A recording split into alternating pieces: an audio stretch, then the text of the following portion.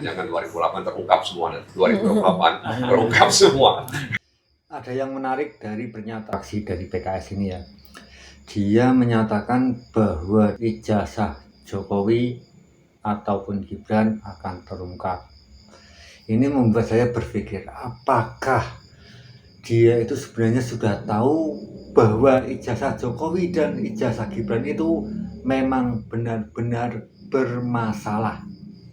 Untuk itu mari kita dengarkan video lengkapnya agar tidak salah paham. PKS di DPR RI.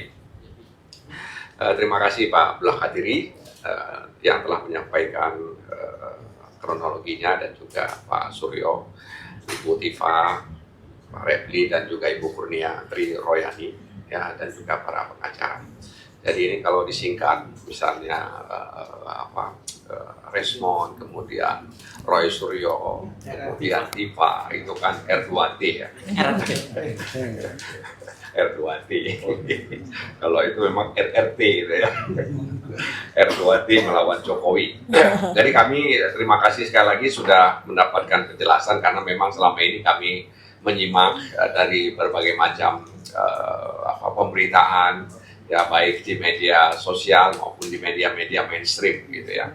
Dan memang banyak juga beberapa orang bertanya kenapa berani kali mereka itu, kira-kira begitu ya.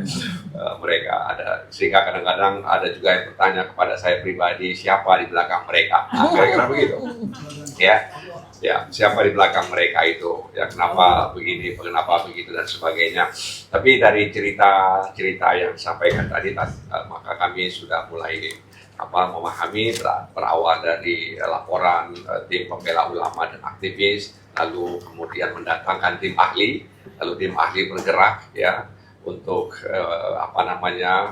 menguji itu semua, dan kemudian justru ada laporan di Polda Metro ya terkait dengan gerak-geri yang dilakukan oleh ahli-ahli ini ya untuk menguji dan membuktikan laporan tersebut. Ya, tapi sayangnya di Barreskrim itu kemudian dihentikan setelah gelar perkara dan lain sebagainya.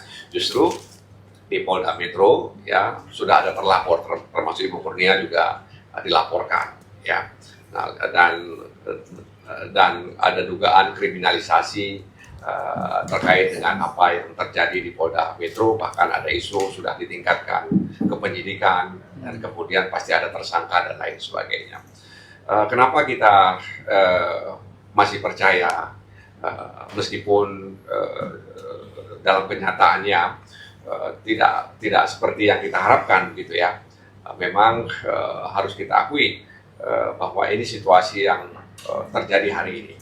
Sebenarnya barangkali Pak Refli itu tahu bahwa Undang-Undang Nomor 2 Tahun 2002 tentang kepolisian itu kan menjadikan polisi itu sebagai democratic policing, ya, jadi pemolisian yang demokratis gitu ya.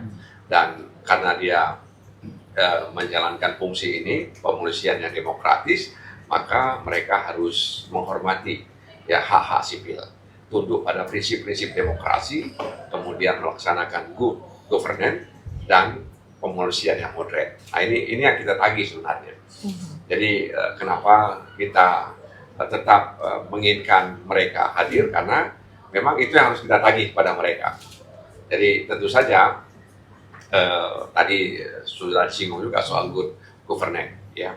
Nah, karena itu sekali lagi kami menerima, dan tentu saja di DPR ini kan kolektif kolegial ya.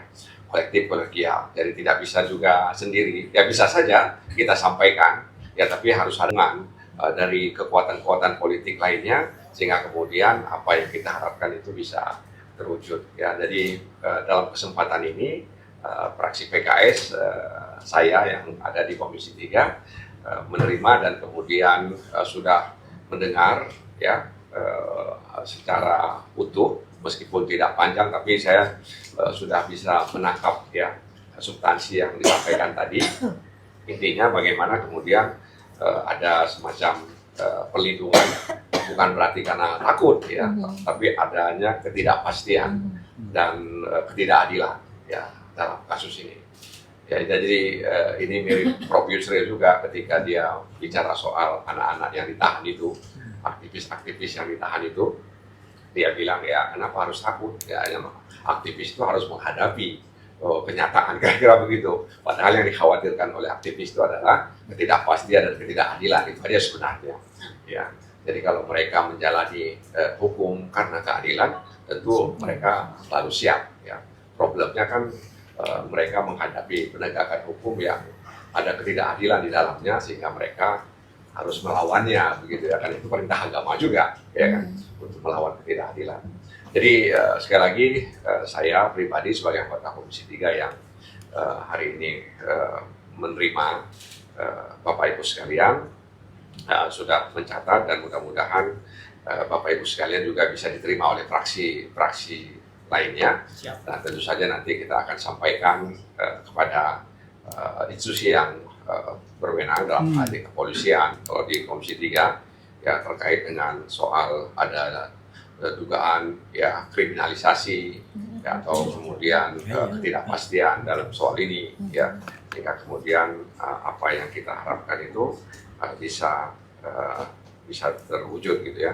Jadi memang ini bermula dari ijazahnya Jokowi Presiden ke-7 kita, dan saya lihat memang dalam catatan tahun 2022 itu Bambang Tri ya, dan kemudian berlanjut sekarang. Nah, jadi ini kan fraksi ke-6 kata Pak Refli tadi ya, kekuatan ke-6 atau nomor urut 6 di DPR RI ya.